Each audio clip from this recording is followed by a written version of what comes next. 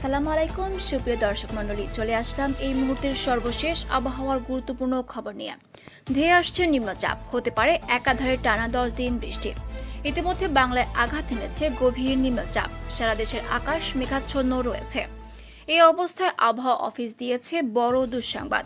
তো চলুন জেনে নেই কেমন থাকবে আজকের আবহাওয়া। আপনি কোন জেলা থেকে আমাদের ভিডিওটি দেখছেন অবশ্যই কমেন্ট করে জানাবেন এবং আমাদের চ্যানেলটিকে সাবস্ক্রাইব করে সঙ্গে থাকবেন। আজ সন্ধ্যার মধ্যে দেশের 7 অঞ্চলে বজ্রসহ ঝড়ের আভাস দিয়েছে আবহাওয়া অধিদপ্তর। এসব অঞ্চলে সর্বোচ্চ 60 কিলোমিটার বেগে ঝড় হতে পারে বলে জানিয়েছে সংস্থাটি।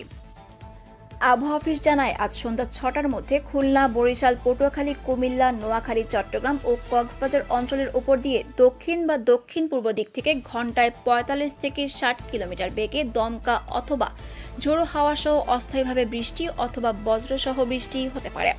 এসব এলাকায় নৌবন্দরগুলোকে 1 নম্বর সংকেত দেখাতে বলা হয়েছে।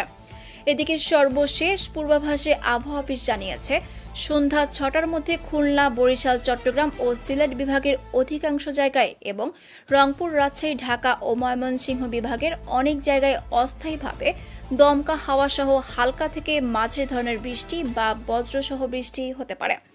সেই সঙ্গে খুলনা, বরিশাল, চট্টগ্রাম ও সিলেট বিভাগের কোথাও কোথাও মাঝারি ধরনের ভারী থেকে ভারী বর্ষণ হতে পারে। এছাড়া সারা দেশে দিন ও রাতের তাপমাত্রা প্রায় অপরিবর্তিত থাকতে পারে। বন্ধুরা, এই ছিল আমাদের সর্বশেষ আবহাওয়ার খবর। পরবর্তী আপডেট জানতে আমাদের সঙ্গে থাকবেন। ভিডিওতে লাইক দিয়ে চ্যানেলটিকে সাবস্ক্রাইব করবেন।